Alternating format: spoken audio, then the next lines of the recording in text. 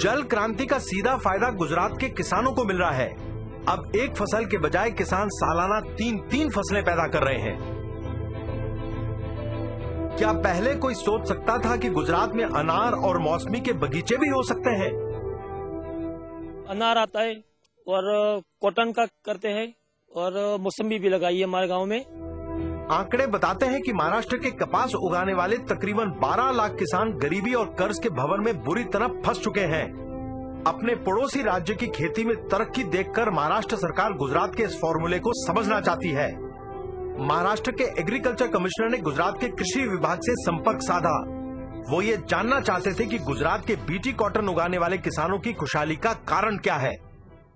Gujarat government has taken a number of initiatives in agriculture. They have tried to strengthen research and education. They have tried to strengthen the linkage between scientists and farmers. And they have tried to give a number of support services to farmers like soil health card, timely advice, and also this Krishi Mahotsav before the sowing season, before the monsoon comes, to attend to the needs of the farmers, visiting every village. Soil health card योजना के अंतर्गत हर एक खेत से मिट्टी का sample लेकर उसे लेबोरेटरी में टेस्ट किया जाता है। इससे ये मालूम पड़ जाता है कि किस खाद की जरूरत है और किसकी जरूरत नहीं है और कितनी मात्रा में उसका इस्तेमाल करना है। अपने बच्चों का तो हेल्थ कार्ड सभी बनवाते हैं, लेकिन मिट्टी का, जिसको अन्नपूर्णा कहा जाता है, उसका हेल्थ कार्ड केवल गुजरात में मिलता है।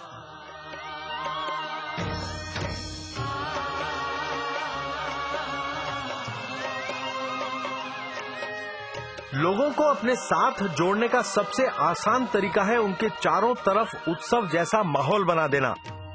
कृषि महोत्सव किसानों का त्योहार बन गया है। ये एक विशाल मेला है, तरक्की का, खुशहाली का। Modi has involved the public in a very great and deep manner and given them a sense of participation in every one of his major programs and projects. पानी का इंतजाम हो जाने से, घर पर 24 घंटे बिजली की सुविधा मिलने से और खेती बाड़ी की नई नई जानकारियों ने किसान की जिंदगी बदल डाली है। आज फिर से उसका आत्मविश्वास जागृत हो गया है।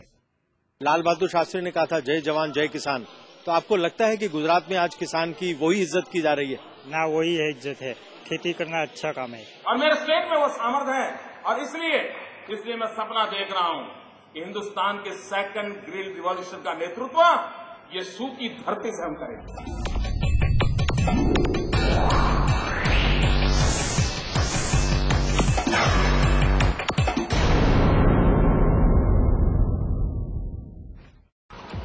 सतही पानी की जब भरपूर व्यवस्था हो जाती है तो भूजल को बाहर निकालने की कम जरूरत पड़ती है।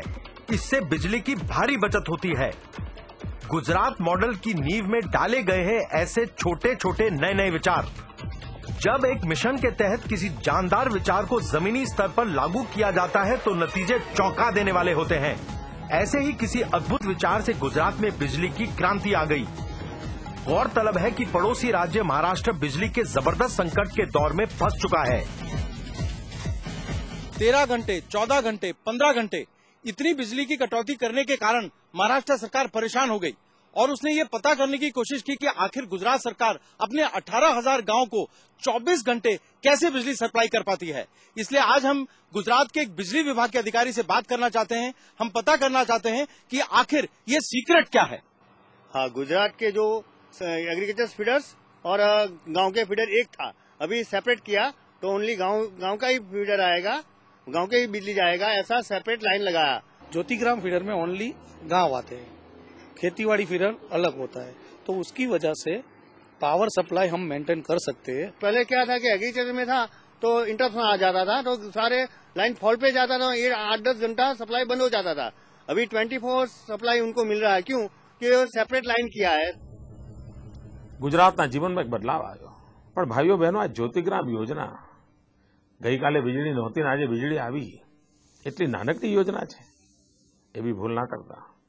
1000 દિવસના ટૂંકા ગાળામાં 23 લાખ જેટલા નવા થાંભલા નાખવા, 56,000 જેટલા નવા ટ્રાન્સફોર્મર નાખવા, 75,000 કિલોમીટર લાંબો કેબલ નાખવો, આ આંકડા ચમકાવી દેવા છે। 24 घंटे 3 फेज बिजली के चलते इस छोटे से गांव में भी हीरे घिसने के कई कारखाने लग गए हैं।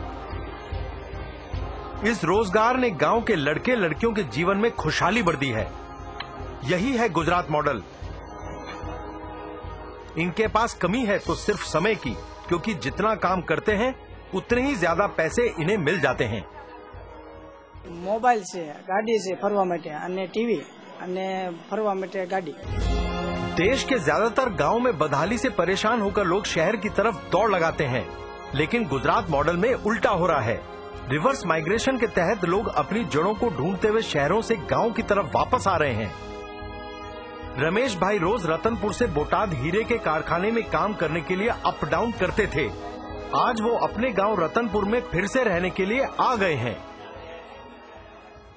पहला तो घर भाड़े राखवामां लगभग 300 થી 400 રૂપિયા घर भाड़ू ત્યાં બોટાદનું થતું હતું। અત્યારે ગામડામાં રહ્યા પછી ઘણો ખર્ચો ઓછો, 1000-2000 રૂપિયાનો ખર્ચો ઓછો થઈ ગયો। વીજળી આવ્યા પછી 24 કલાક લાઇટ આવ્યા પછી 1000 થી 2000 રૂપિયા ઓછામાં ઓછો ખર્ચો બચી ગયો એમને। आपने विलेज तक इलेक्ट्रिसिटी पहुंचाई, विलेज में आपने बच्चों के लिए स्कूल अच्छा किया, विलेज में आपने पानी की सुविधा लोगों तक पहुंचाई, तो फिर लोग क्यों कचरे में जाकर शहर में रहेंगे? क्या 24 घंटे बिजली देने से नारी सशक्तिकरण का दौर शुरू हो सकता है? रतनपुर में तकरीबन हर घर में लड़कियों ने हीरे घिसने की मशीन लगा ली है। जब से मैं सीखी हूँ तब से मैं कमाने लगी हूँ, इसलिए मेरे पास पैसे है तो उसमें से मैं कुछ बचा लेती हूँ। इनके हूँ काम करूँ सीमा हूँ, मारे इनके कोई नहीं जरूर नहीं पड़े, मारी रीते इनके कमाई सकी। हम 8-10 કલાક કરવી એટલે થઈ જાય, અમારે મહિને કામ થઈ જાય। જયારે શીખવા મેં બેઠા ને ત્યારે 2500 નો લેટ લાયા હતા, હવે અત્યારે 3000-3500 નું કામ થાય। મારી પાસે જે પૈસા બચ્યા હતા એને મેં સોનાના ચેન બનાવરાય। आज इस 24 घंटे बिजली के कारण गांव के अंदर भी कंप्यूटर की शिक्षा संभव हुई है। ये वो कला है जो मिट्टी में भी जान डाल देती है। प्राचीन काल से जीवित ये परंपरा अब आधुनिक इंटीरियर डिजाइनिंग का महत्वपूर्ण हिस्सा बन चुकी है।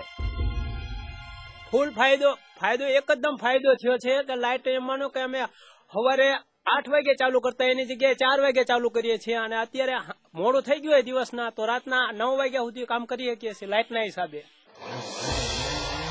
गांव के अलग अलग हीरा कारखानों में काम करने वालों ने हंसा बहन के व्यापार में नई जान फूंक दी है।